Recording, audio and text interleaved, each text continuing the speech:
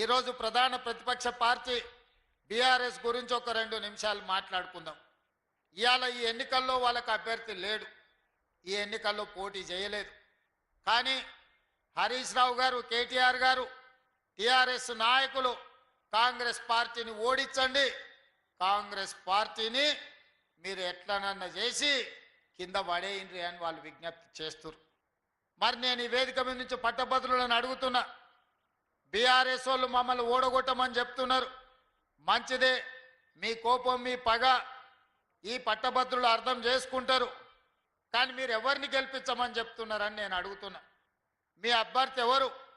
మీ అభిమానులు కానీ మీ పార్టీ నాయకులు కానీ ఎవరికి ఓటేస్తారు? ఇదే మెదక్ జిల్లాలో హరీష్ రావు గారు ఓటరు, చంద్రశేఖరరావు గారు ఓటరు, కేటీఆర్ గారు ఓటరు, కవిత గారు ఓటరు. వీళ్ళందరూ చదువుకున్నోళ్ళే, వీళ్ళందరూ పట్టభద్రులే.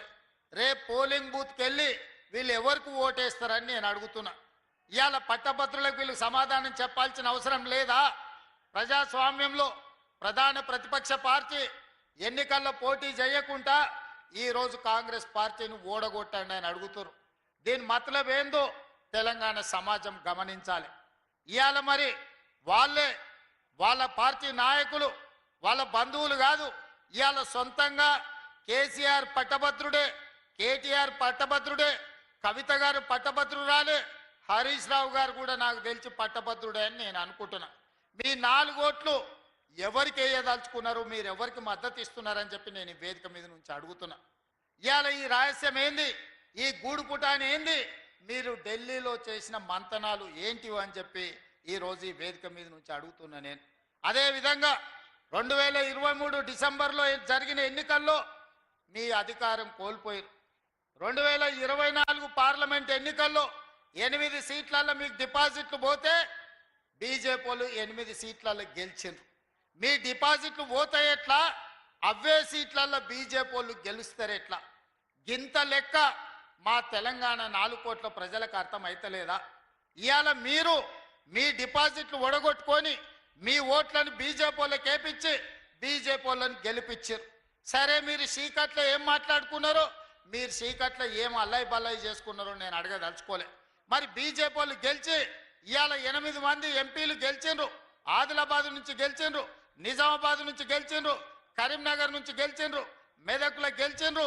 ఇవాళ 4 ఎంపీలు ఉన్నారు, దాదాపుగా 7 మంది ఎమ్మెల్యేలు ఈ ప్రాంతం నుంచే ఉన్నారు బీజేపీ వాళ్ళకు. మరి మోడీ నుంచి ఏమి తీసుకొచ్చిర్రని నేను అడుగుతున్నా.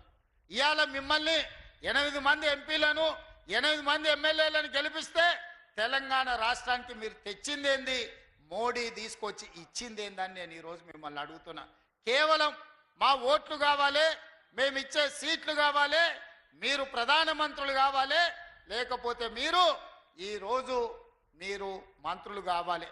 కానీ మరి తెలంగాణ ప్రజలకు మీరు ఇచ్చేదేంది, మిమ్మల్ని నమ్మేది ఎట్లా అని నేను అడుగుతున్నా. ఇవాళ మళ్ళా ఓట్ల కోసం వచ్చారు పట్టభద్రులలో. ఏం చేస్తారు మీరు? ఏం చేసిండ్రు ఈ 12 ఏళ్ళల్లో? నరేంద్ర మోడీ గారు ప్రధానమంత్రి అయ్యి 11 సంవత్సరాలు దాటి ఇవాళకి 12 సంవత్సరాలు అవుతున్నది. ఈ 12 సంవత్సరాలలో తుమ్మిడిఎట్టి దగ్గర ఈరోజు ప్రాజెక్టు కట్టుకోవడానికి గోదావరి జలాలకు మహారాష్ట్ర నుంచి మీరు అనుమతి ఇప్పించిండ్రా? ఒకవేళ తుమ్మిడిఎట్టి దగ్గర ప్రాజెక్టు కట్టనికే మహారాష్ట్ర అనుమతి ఇచ్చినుంటే ఇవాళ ఆదిలాబాదు జిల్లా 1.5 ఎకరాలు సస్యశ్యామలమై పసిడి పంటలు పండుతుండే ఆదిలాబాదు బిడ్డలు, ఆదివాసీలు ఇవాళ వాళ్ళ బతుకులలో వెలుగు వస్తుండే.